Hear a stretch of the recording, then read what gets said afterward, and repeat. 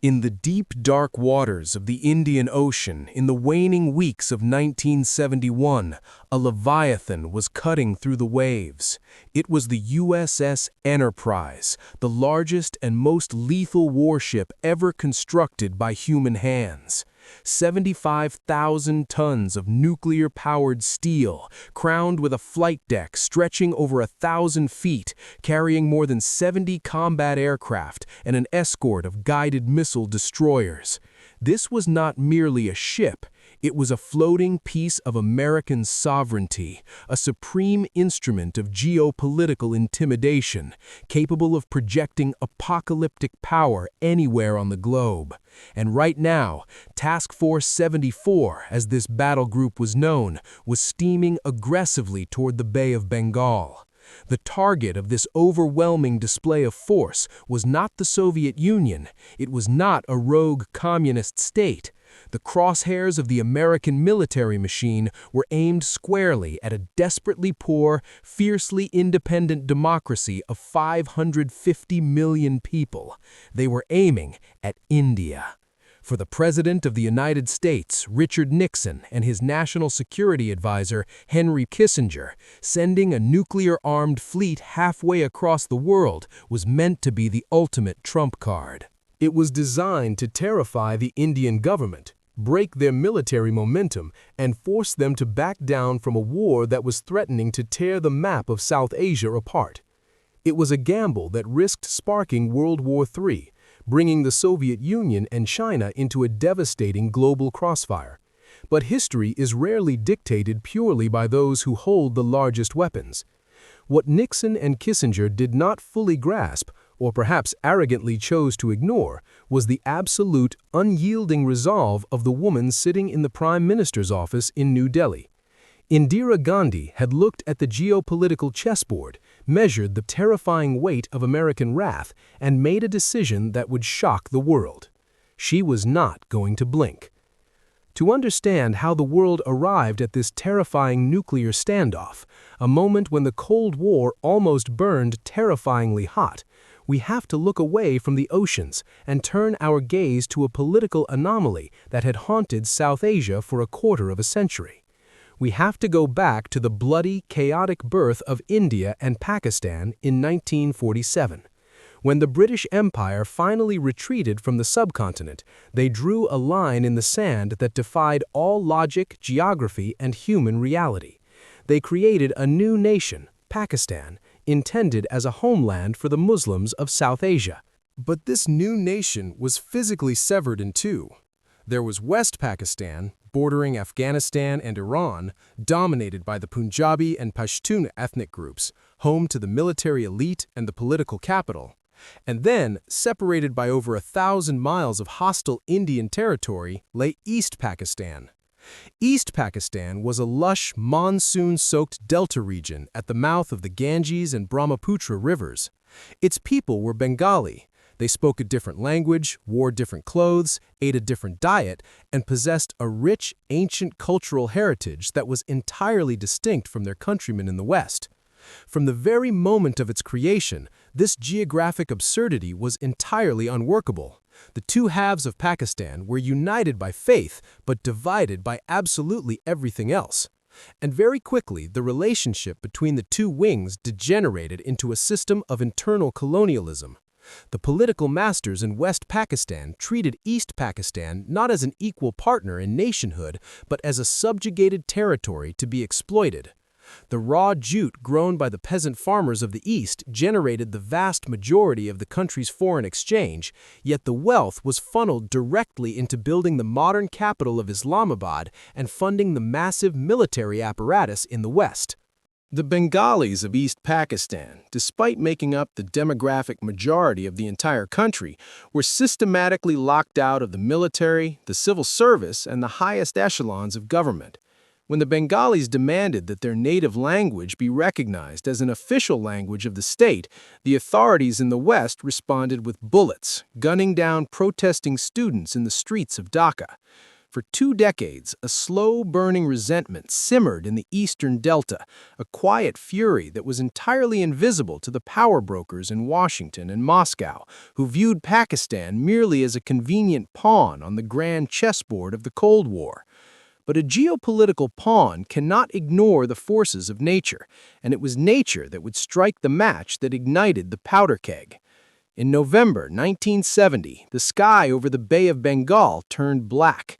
The Bola cyclone, one of the most devastating natural disasters in recorded human history, slammed into the unprotected coast of East Pakistan. A wall of water driven by winds of over 140 miles per hour swallowed entire islands, erased coastal villages, and drowned everything in its path. The official death toll was estimated at 500,000 human beings, but the true number of the dead will never be known. The corpses floated in the rivers, tangled in the mangrove forests, and littered the ruined rice paddies. It was an apocalypse. Yet the military government in West Pakistan, led by the hard-drinking, dictatorial General Yahya Khan, reacted with a callousness that bordered on the sociopathic. Relief efforts were painfully slow, disorganized, and woefully inadequate. British and American helicopters arrived to drop supplies before the Pakistani military even managed to mobilize a meaningful response. For the Bengalis, standing in the mud and the ruins of their homes, holding the bodies of their drowned children, the ultimate truth became crystal clear. The government in West Pakistan did not care if they lived or died.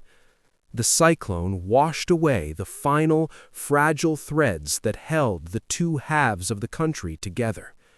The timing of this tragedy was politically explosive. Just 1 month later, in December 1970, Pakistan was scheduled to hold its first-ever free, democratic general elections. General Yahya Khan, confident in the reports from his intelligence agencies, believed the vote would result in a heavily fractured parliament. He assumed the Bengali politicians would divide their votes among dozens of regional factions, allowing the powerful military and the politicians of the West to maintain their iron grip on the country. It was a catastrophic miscalculation. The tragedy of the cyclone had galvanized the Bengali population into a unified, unstoppable force behind one man. Sheikh Mujibur Rahman was a charismatic, pipe-smoking politician who had spent years in and out of West Pakistani prisons. His political party, the Awami League, ran on a simple, powerful platform, a demand for sweeping provincial autonomy. He did not ask for independence, but he demanded that East Pakistan be given control over its own economy, its own taxes, and its own destiny. When the votes were counted, the results sent a shockwave through the halls of power in Islamabad. The Awami League won an absolute landslide.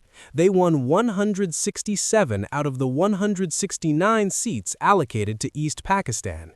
Because the East had a larger population than the West, this staggering victory gave Sheikh Mujibur Rahman an absolute, unassailable majority in the entire national parliament of Pakistan. By every law of democracy, this Bengali leader from the neglected, monsoon-swept East was now the rightful prime minister of the entire country. The military and political elite in West Pakistan were paralyzed by horror. The idea of a Bengali holding the highest office in the land, the idea of the wealth of the nation remaining in the East, the idea of the powerful Punjabi army answering to a man they viewed with deep-seated ethnic prejudice was completely unacceptable to them. The prominent West Pakistani politician Zulfikar Ali Bhutto famously declared that he would break the legs of any politician from his party who dared to travel to Dhaka for the opening of the new parliament. Democracy had delivered a verdict, and the military establishment simply refused to accept it. General Yahya Khan suspended the convening of the National Assembly indefinitely. What followed was a masterclass in political deception. Under the guise of negotiating a power-sharing agreement, Yahya Khan and his generals flew to Dhaka in early March of 1971. They sat across the table from Sheikh Mujibur Rahman, smiling, drinking tea, and discussing constitutional frameworks. But it was all a stalling tactic. While the politicians talked, the military was secretly flying thousands of combat troops, weapons, and ammunition into East Pakistan under the cover of darkness on civilian airliners. They were not preparing for a transition of power. They were preparing for an annihilation. On the night of March 25, 1971, the negotiations were abruptly broken off. General Yahya Khan quietly boarded a flight back to the safety of West Pakistan. As his plane left the airspace of Dhaka, the military orders were unsealed. The operation was codenamed Searchlight. It was not a military operation designed to restore order. It was a calculated, industrialized campaign of terror designed to crush the intellectual, political, and cultural heart of the Bengali people. At midnight, the Pakistani army rolled out of their cantonments. American-supplied M24 Chaffee tanks rumbled down the streets of Dhaka. Their first targets were not military installations. They targeted Dhaka University. Troops stormed the dormitories, dragging unarmed students out of their beds, lining them up against the walls, and executing them with machine gun fire. The professors were hunted down in their homes and murdered in front of their families. Artillery ripped through the shanty towns. The police lines and paramilitary outposts manned by Bengalis were surrounded and annihilated. Fire engulfed the city as troops set ablaze entire neighborhoods, shooting anyone who tried to run from the flames. Over the coming weeks, the terror spread outward from the capital into the countryside. The Pakistani army, finding themselves an occupying force in their own country, operated with absolute impunity. They systematically targeted the Hindu minority, viewing them as Indian sympathizers. They targeted the Bengali intelligentsia, the doctors, the lawyers, the journalists. Villages were burned to ash. Women were subjected to a campaign of mass assault so systematic and horrific that the true scale of the trauma remains difficult to quantify to this day. The goal was to break the spine of the Bengali nation, to ensure that they would never again dare to demand political equality. As the slaughter unfolded, a desperate warning reached the highest levels of the United States government. Archer Blood, the American consul general stationed in Dhaka, was watching the horror unfold from the windows of his diplomatic mission. Appalled by what he was witnessing and disgusted by the silence of his superiors, Blood drafted a telegram that would become one of the most famous documents in the history of American diplomacy.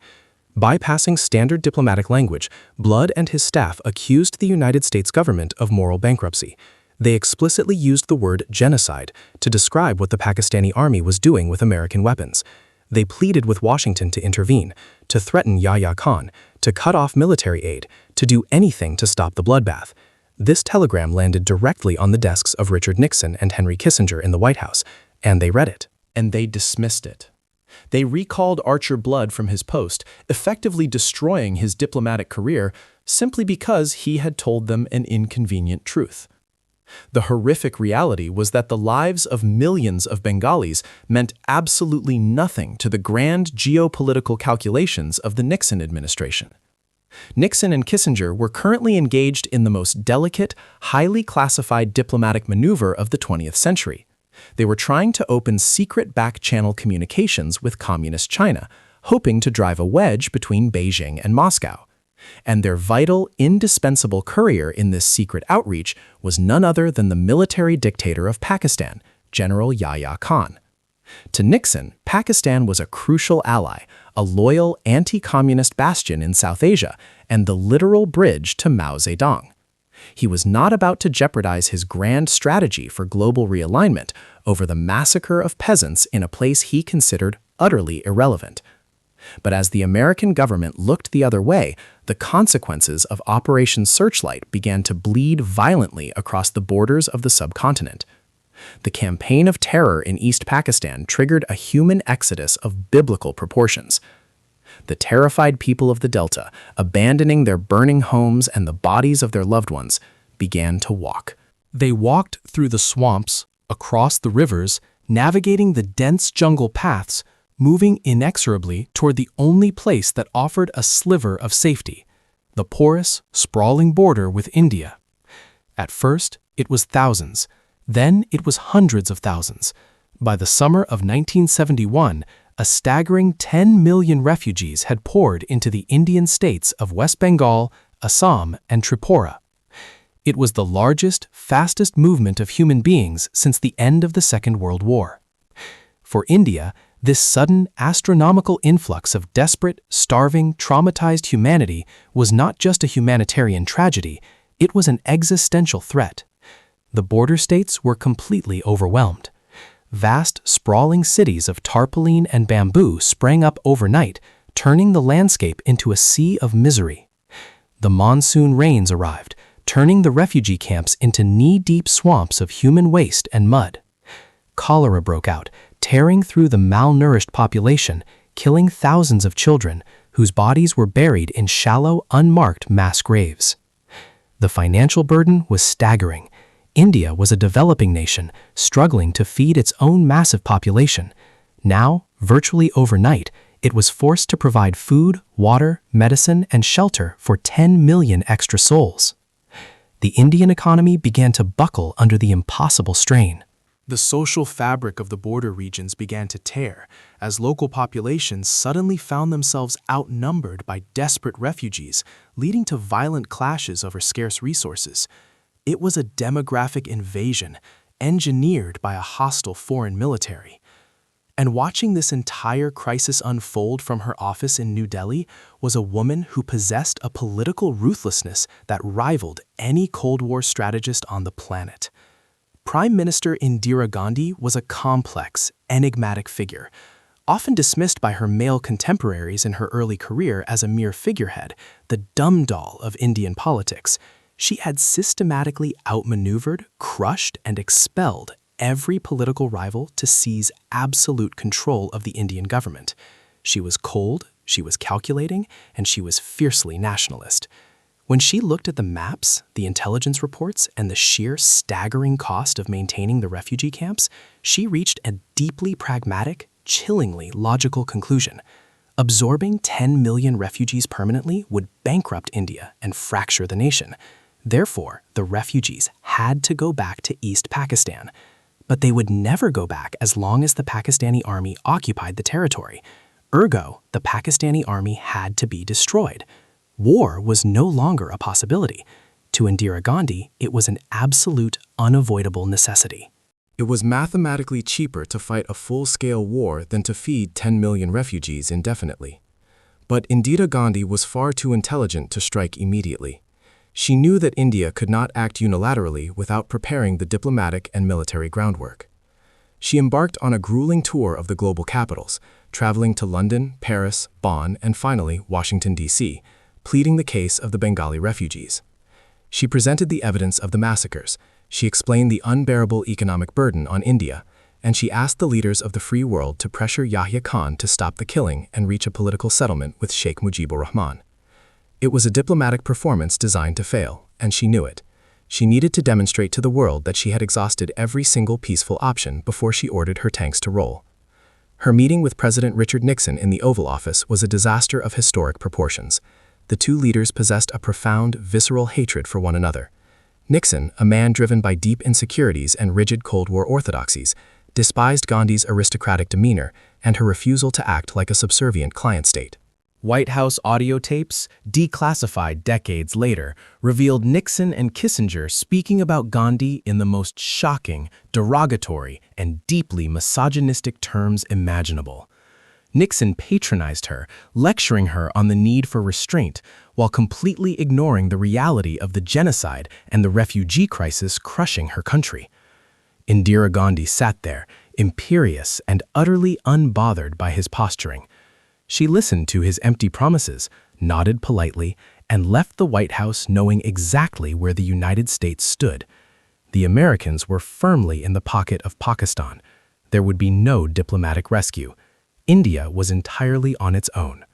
Returning to New Delhi, Gandhi summoned her Chief of the Army Staff, General Sam Manekshaw. Manekshaw was a legendary, fiercely independent soldier, a man with a magnificent mustache and an absolute refusal to be intimidated by politicians. When the Prime Minister asked him if the Indian Army was ready to march into East Pakistan immediately, Manekshaw gave her a bluntly honest answer. He told her no. It was the height of the monsoon season. If the Indian armored divisions pushed into the riverine delta of East Bengal now, they would sink in the mud. The rivers were swollen, the roads were washed out, and the logistics would be a nightmare. Furthermore, there was a terrifying strategic threat hanging over India's northern borders. If India attacked Pakistan now, Pakistan's most powerful ally, Communist China, could easily launch an invasion across the Himalayas, forcing India to fight a devastating two-front war against two heavily armed adversaries. Manekshaw looked the Prime Minister in the eye and asked for the one thing politicians hate to give. He asked for time. "Give me until November," he said. "Give me time to train my troops, position my armor, and build my supply lines. And more importantly, give me the winter." By November, the heavy snows would blanket the Himalayas, blocking the high mountain passes. Once the snow fell, the Chinese army would be physically paralyzed, completely unable to cross the mountains to come to Pakistan's aid. "If we wait for the winter," Manekshaw promised, "I will guarantee you a total, crushing victory." Indira Gandhi, possessing a rare genius for strategic patience, agreed. She gave him his time. But the waiting period would not be peaceful. Throughout the long, wet summer of 1971, the Indian intelligence services began to systematically arm, train, and fund a massive guerrilla army comprised of Bengali refugees. They were called the Mukti Bahini, the Liberation Force. Operating from secret camps inside Indian territory, tens of thousands of young Bengali men, fueled by the massacres and the burning of their homes, crossed back over the border into East Pakistan. They blew up bridges, assassinated Pakistani military officers, severed supply lines, and turned the occupation into a bleeding ulcer for the Pakistani military. By the time the autumn winds began to blow, the Pakistani army in the east was exhausted, paranoid, confined to their heavily fortified bases, and completely surrounded by a population that universally despised them. As October bled into November, the geopolitical temperature reached a boiling point. The snows began to fall heavily on the peaks of the Himalayas, sealing the mountain passes exactly as General Manekshaw had predicted. The threat of a Chinese land invasion vanished beneath the ice. On the eastern border, the Indian military machine, 3 massive army corps backed by hundreds of aircraft, quietly moved into their jumping-off positions. The trap had been meticulously set. Indira Gandhi had aligned the diplomatic stars, neutralized the geographical threats, and built the perfect anvil upon which to smash the Pakistani military. She was no longer waiting for the international community. She was no longer asking for permission. She was preparing to launch a lightning campaign that would shatter the status quo of the Cold War and physically alter the borders of the Earth.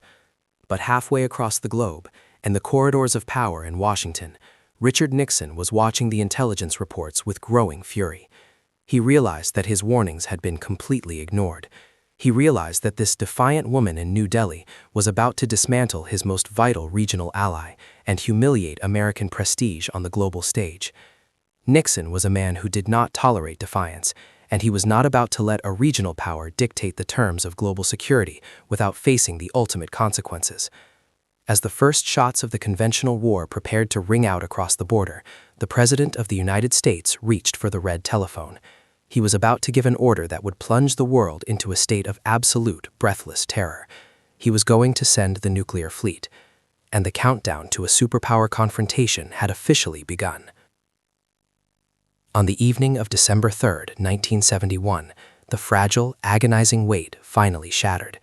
As dusk settled over the Indian subcontinent, the skies above the western border suddenly roared with the deafening sound of jet engines. Pakistan's military dictator, General Yahya Khan, realizing that the noose was tightening around his forces in the east and that an Indian invasion was imminent, decided to roll the iron dice. In a desperate, highly coordinated preemptive strike modeled on Israel's stunning success in the Six-Day War, the Pakistani Air Force launched Operation Chengiz Khan. Waves of fighter bombers streaked across the border, unleashing a torrent of bombs on 11 major Indian air bases. The goal was to paralyze the Indian Air Force on the ground, cripple their command and control, and buy the Pakistani army the breathing room it desperately needed to survive. It was a bold, aggressive gamble, but it was a catastrophic failure. The Indian military, forewarned by their own intelligence and fully mobilized, had already moved their frontline aircraft into fortified concrete bunkers. The runway damage was minimal, repaired within hours, and the strategic impact was virtually zero.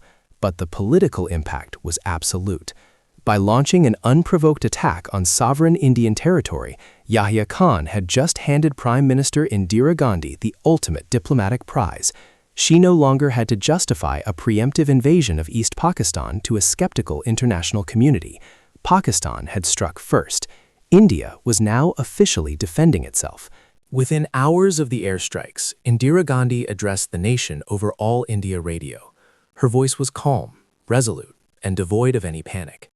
She declared that the war in Bangladesh had now become a war on India, and that the unprovoked aggression of Pakistan would be met with the full, devastating might of the Indian armed forces. The countdown to a conflict that would change the map of the world had reached zero.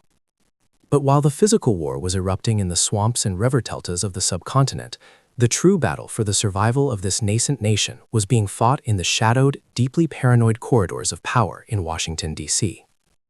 To understand why the President of the United States, Richard Nixon, was willing to risk a Third World War over a patch of monsoon-soaked earth in South Asia, one must step inside the grand, incredibly cynical strategic architecture of the Cold War. For Nixon and his brilliant, fiercely pragmatic national security advisor Henry Kissinger, the globe was not a collection of sovereign nations with their own intrinsic value. It was a giant chessboard locked in a binary, existential struggle between the United States and the Soviet Union. Every conflict, every revolution, every border skirmish was viewed exclusively through the lens of how it affected the balance of power between Washington and Moscow. And in this grand game, Pakistan was a highly valued, indispensable pawn. Since the 1950s, Pakistan had firmly aligned itself with the West, joining anti-communist military alliances like the Southeast Asia Treaty Organization and the Central Treaty Organization. They provided critical listening posts for the CIA to spy on the Soviet nuclear program. But by 1971, Pakistan's value to Richard Nixon had transcended mere intelligence gathering. Pakistan was the vital, secret bridge to the ultimate diplomatic prize of the 20th century. For decades, the United States had refused to recognize the Communist government of China, treating the massive nation as a rogue, illegitimate state. But Nixon and Kissinger, recognizing a deepening ideological and border rift between China and the Soviet Union, saw a breathtaking opportunity. If the United States could open diplomatic relations with Beijing, they could drive a massive wedge into the communist bloc, forcing the Soviets to divide their military focus and fundamentally altering the global balance of power in America's favor. It was a masterstroke of geopolitical strategy, but it required absolute secrecy. And the man who facilitated this secret channel, the man who acted as the trusted courier between the White House and Mao Zedong, was none other than General Yahya Khan. In July 1971, right in the middle of the horrific Bengali genocide, Henry Kissinger had flown to the Pakistani capital of Islamabad. Under the cover of a fake stomach illness, Kissinger slipped away from his press pool, boarded a Pakistani International Airlines jet under the cover of darkness, and flew deep into Chinese airspace to secretly meet with Premier Zhou Enlai. This clandestine mission, codenamed Operation Polo 1, was the holy grail of Nixon's presidency. It paved the way for Nixon's historic visit to China the following year. Because of this, Nixon viewed Yahya Khan not as a brutal dictator orchestrating the slaughter of his own citizens, but as a loyal, essential ally who had delivered the ultimate diplomatic triumph. To allow India, a nation Nixon personally despised and viewed as a Soviet proxy, to humiliate and dismember Pakistan was completely unacceptable. Nixon believed that if the United States stood by and watched its ally be destroyed, American credibility would evaporate. The Chinese would view the Americans as weak and unreliable partners. The Soviets would be emboldened across the globe, and the delicate new architecture of the Cold War would collapse. This singular, obsessive focus on grand strategy blinded the Nixon administration to the horrific human reality on the ground and set them on a collision course with Indira Gandhi. But Indira Gandhi was not a passive player on this chessboard. She possessed a geopolitical acumen that was every bit as sharp and arguably much more grounded in reality than Kissinger's.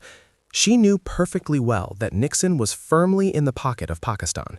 She knew that if India launched a full-scale military intervention in East Pakistan, the United States would likely attempt to intervene, either diplomatically through the United Nations or through direct military intimidation.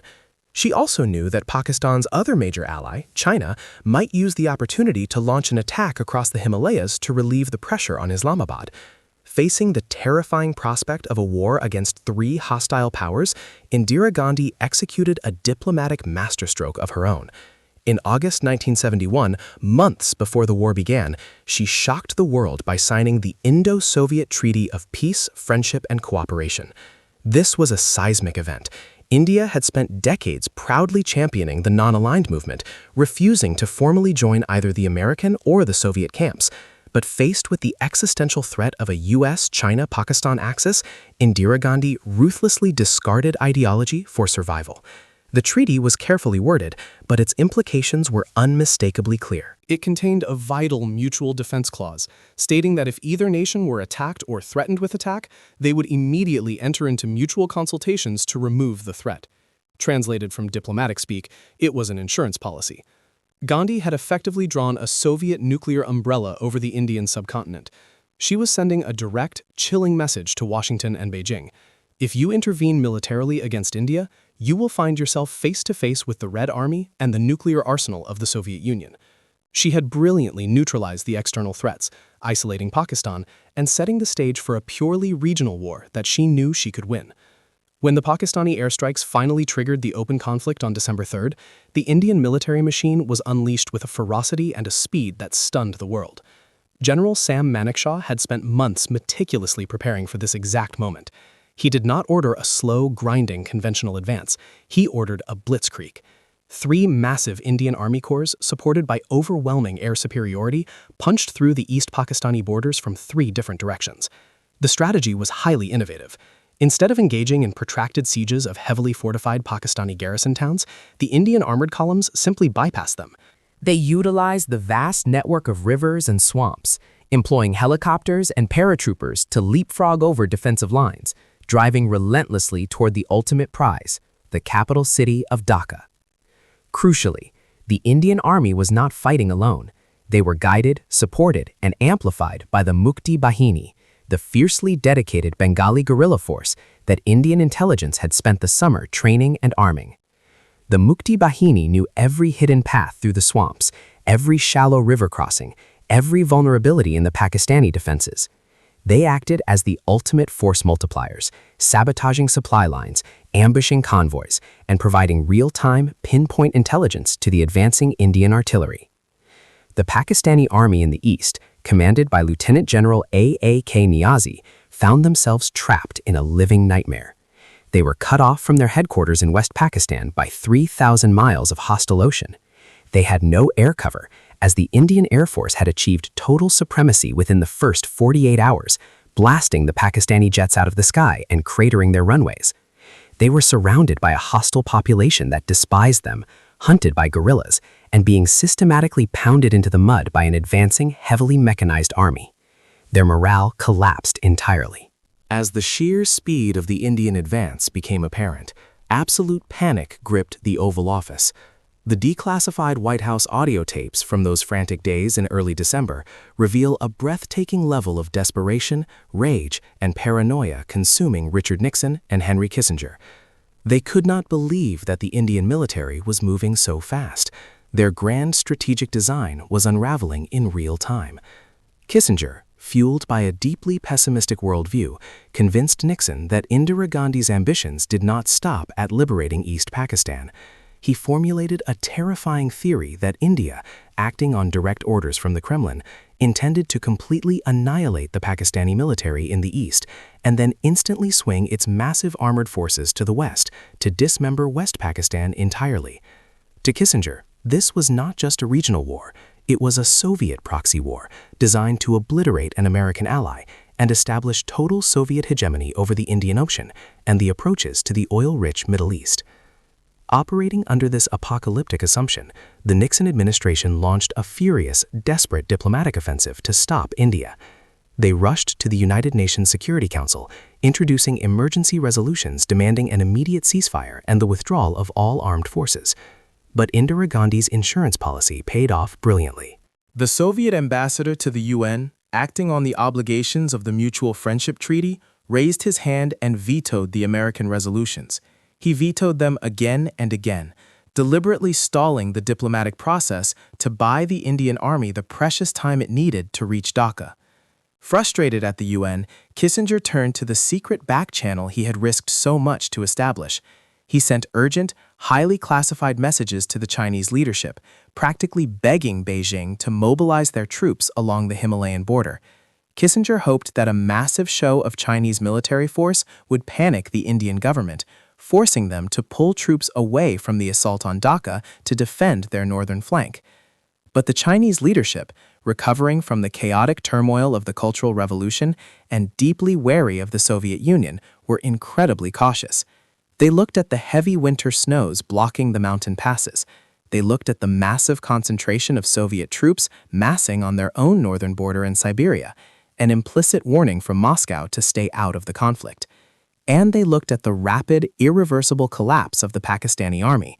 Beijing calculated that intervening to save a doomed ally was a fool's errand that risked sparking a devastating war with the Soviet Union. Despite Kissinger's frantic urging, the Chinese declined to move a single soldier. Nixon's secret weapon had failed to fire.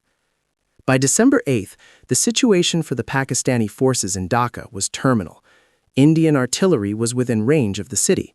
The Pakistani troops, exhausted, out of ammunition, and terrified of the vengeance of the Bengali population, were retreating into a tight, indefensible perimeter. Richard Nixon realized that all his diplomatic levers had snapped.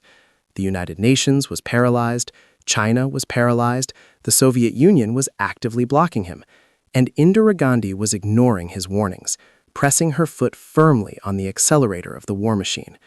In the mind of the President of the United States, there was only one option left. It was time to bypass diplomacy. It was time to bypass the United Nations. It was time to project the raw, unfiltered, terrifying power of the American military directly into the heart of the conflict. He was going to send a message that the Indians could not ignore. On the morning of December 10th, a highly classified Priority 1 flash message was transmitted from the Pentagon to the commander of the United States 7th Fleet, currently stationed in the Gulf of Tonkin off the coast of Vietnam. The orders were unprecedented. A massive naval task force was to be immediately detached from the combat operations of the Vietnam War and ordered to sail at maximum speed through the Strait of Malacca directly into the Indian Ocean, with its final destination being the Bay of Bengal. This was not a routine deployment. This was the formation of Task Force 74, and at its center was the ultimate symbol of American global hegemony, the USS Enterprise. The Enterprise was not just an aircraft carrier, it was a floating leviathan, a masterpiece of lethal engineering that defied comprehension. Displacing over 75,000 tons, it was the first nuclear-powered aircraft carrier in the world, driven by 8 massive nuclear reactors that allowed it to steam at over 30 knots indefinitely without ever needing to refuel. Its flight deck, stretching over 1,000 feet long, carried an air wing of more than 70 advanced combat aircraft, including F-4 Phantom fighters and A-6 Intruder attack bombers, capable of delivering immense payloads of high explosives deep into enemy territory. But the most terrifying aspect of the Enterprise was what it carried deep within its armored magazines. It was fully armed with tactical nuclear weapons. The Enterprise was not sailing alone. It was escorted by a terrifying array of naval power, including the amphibious assault ship USS Tripoli, carrying an entire battalion of combat-ready United States Marines, alongside a flotilla of guided missile cruisers, destroyers, and nuclear attack submarines trailing beneath the waves. The sheer destructive capability of Task Force 74 dwarfed the entire military arsenals of most nations on Earth. The official reason given by the White House for this massive deployment was a transparent fiction. They claimed the fleet was being sent to evacuate a few dozen American citizens who were allegedly trapped in Dhaka. But no one in the world, least of all the military strategists in New Delhi or Moscow, believed that for a single second. You do not send the largest nuclear-powered warship in human history to evacuate a handful of civilians. The deployment of the USS Enterprise was a naked, aggressive act of gunboat diplomacy. It was a psychological weapon, a colossal bluff designed to instill absolute terror in the Indian government. The unstated yet deafeningly loud message from Richard Nixon was clear. Stop your advance on Dhaka, spare the Pakistani army, or face the possibility of direct American military intervention. Nixon was deliberately injecting the threat of nuclear escalation into a regional war, betting that Indira Gandhi's nerve would break before the fleet arrived. He was applying the madman theory, a strategy of making the enemy believe he was volatile and irrational enough to use nuclear weapons to force a concession. As Task Force 74 churned through the waters of the Strait of Malacca and entered the vast, dark expanse of the Indian Ocean, a wave of profound alarm swept across the globe. Intelligence agencies around the world watched in stunned disbelief as the United States escalated the conflict to the brink of a superpower confrontation. And in Moscow, the Kremlin reacted with icy, calculated fury. The Soviets, bound by their treaty with India, could not allow the Americans to intimidate their ally and dictate the outcome of the war. Almost immediately, the commander of the Soviet Pacific Fleet in Vladivostok received his own flash orders.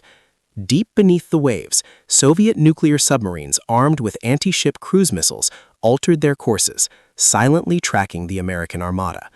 On the surface, a heavily armed Soviet naval task force, including guided missile cruisers and destroyers, fired up their engines and began steaming relentlessly toward the Indian Ocean. The geopolitical nightmare that the world had feared since the dawn of the atomic age was suddenly manifesting in the warm, treacherous waters of the Bay of Bengal.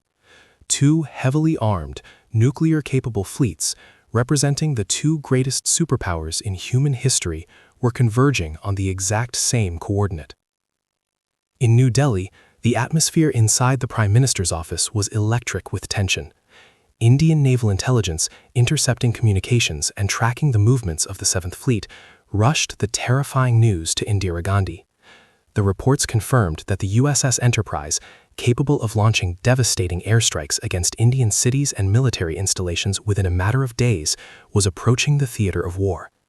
Her senior advisors, seasoned military men and veteran diplomats, were visibly shaking.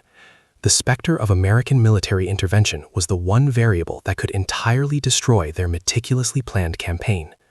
The panic in the room was palpable. The realization that India might be subjected to the wrath of the American military machine, just as they were on the cusp of an historic victory, threatened to break the resolve of the government. All eyes turned to the woman sitting at the head of the table. Indira Gandhi listened to the intelligence briefings. She absorbed the terrifying reality that a nuclear-armed American fleet was steaming toward her shores, specifically ordered by the President of the United States to intimidate her into submission. She looked at the maps, showing her army just miles away from the gates of Dhaka. The entire destiny of South Asia, the lives of millions of Bengali refugees, and the sovereignty of the Indian nation hung suspended in a terrifying balance. The pressure was unimaginable, a crushing weight that would have shattered a lesser leader. But as the room waited in breathless silence for her reaction, Indira Gandhi did not blink. She reached a decision that would defy the United States, challenge the geopolitical order of the world, and set the stage for one of the most dramatic conclusions in the history of modern warfare. Sitting at the head of the cabinet table, surrounded by the palpable anxiety of her senior military and political advisors, Prime Minister Indira Gandhi did not exhibit a single trace of panic. She listened to the frantic intelligence briefings detailing the approach of the USS Enterprise, absorbing the terrifying reality that the United States of America was explicitly threatening her nation with a nuclear-armed armada. The men in the room waited for her to order a halt to the military advance, to seek a ceasefire, to bow to the overwhelming, apocalyptic weight of American military hegemony. Instead, Indira Gandhi looked at her Chief of the Army Staff, General Sam Manekshaw, with an expression of absolute, unyielding coldness. She did not ask for a retreat. She simply asked how much time they had before the American fleet reached the Bay of Bengal. When told it would take a few days, her orders were chillingly precise. She told her generals to ignore the Americans. She told them to accelerate the war. She ordered them to take Dhaka immediately, before the United States could fire a single shot. It was a moment of breathtaking geopolitical audacity. Indira Gandhi had looked directly into the barrel of the American nuclear gun and called Richard Nixon's bluff. She possessed the profound strategic clarity to understand something that the paranoid men in the White House had missed. She knew that the American public, still deeply traumatized and politically fractured by the ongoing nightmare of the Vietnam War, would never tolerate their government starting a third world war over a humanitarian crisis in East Pakistan. She gambled that Nixon's gunboat diplomacy was entirely theatrical, a desperate psychological weapon wielded by an administration that had already lost control of the narrative. But she also knew that she could not rely on assumptions alone. She needed the physical insurance policy she had so brilliantly secured months earlier. She needed the Soviet Union to honor its treaty.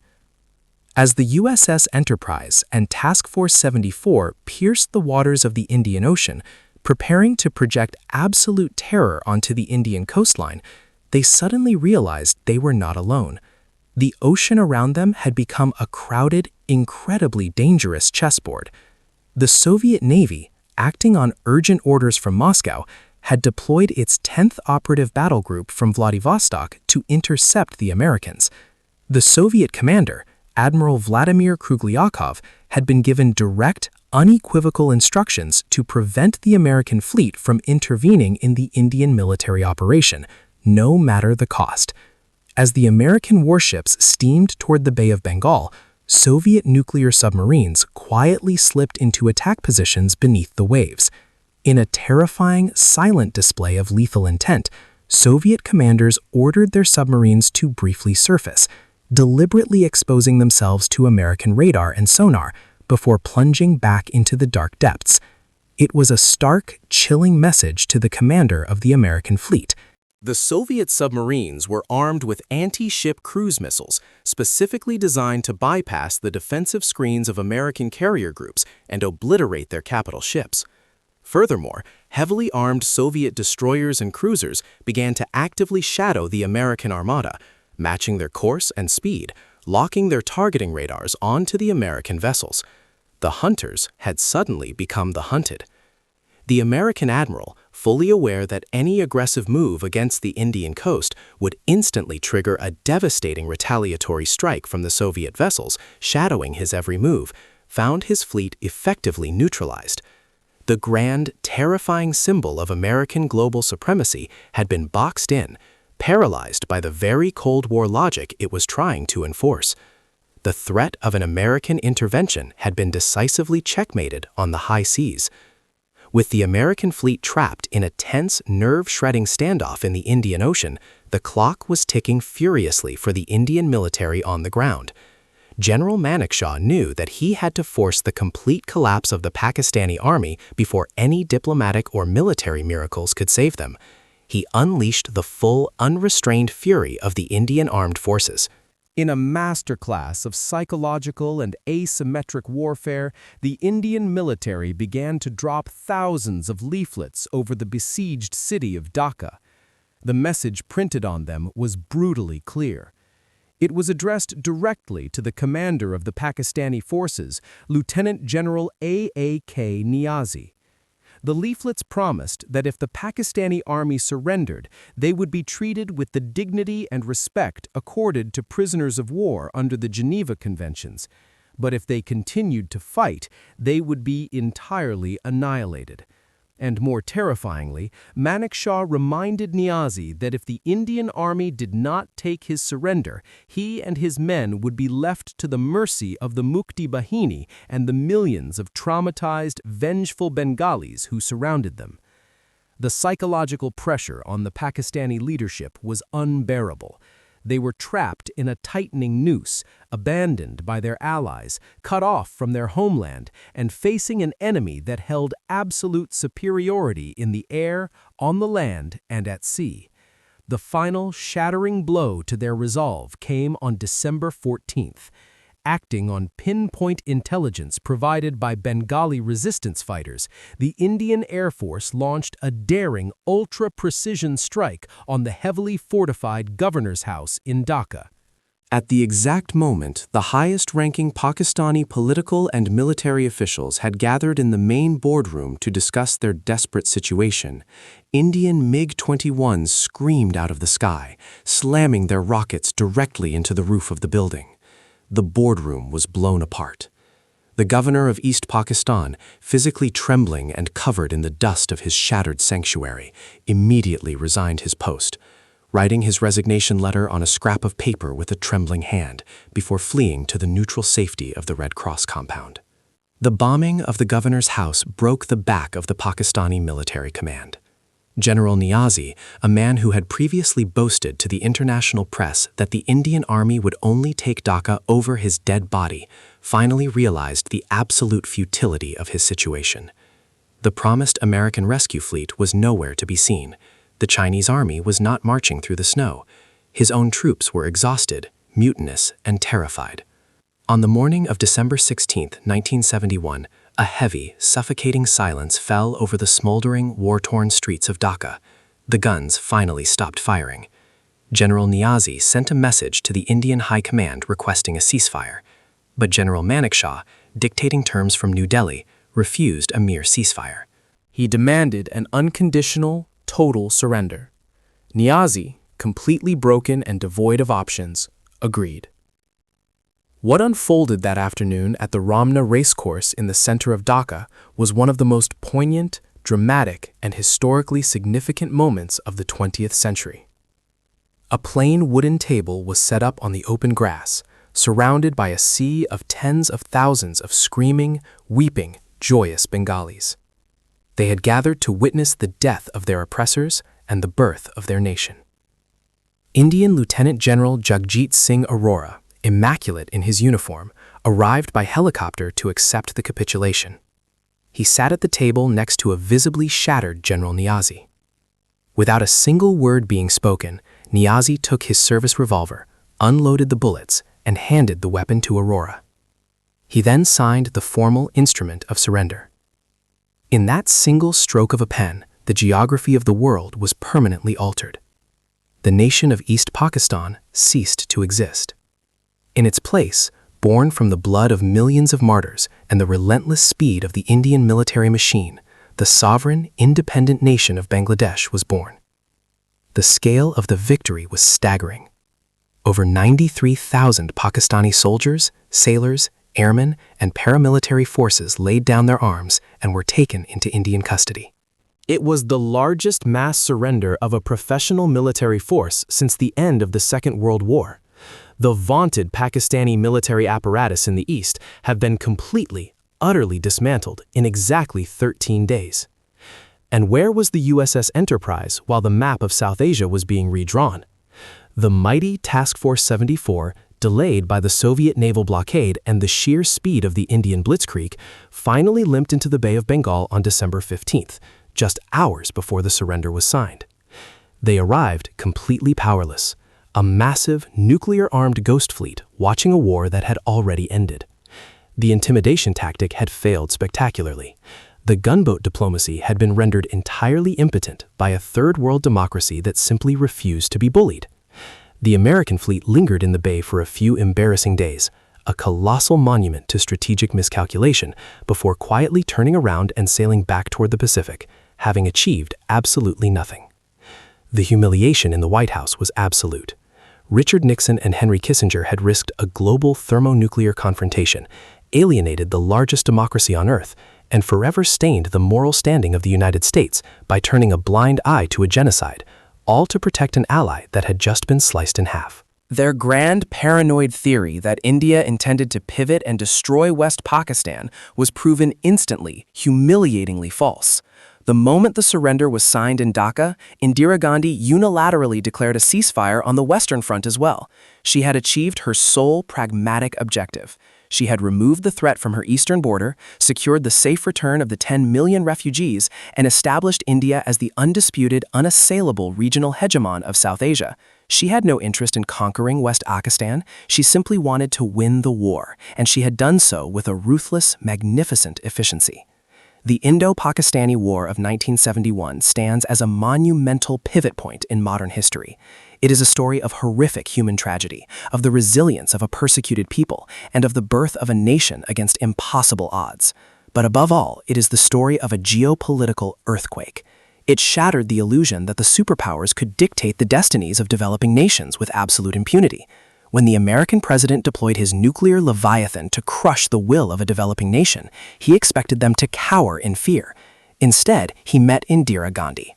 A leader who understood that true power does not merely come from the size of one's military arsenal, but from the ironclad resolve to use the forces at your disposal with absolute, unwavering conviction.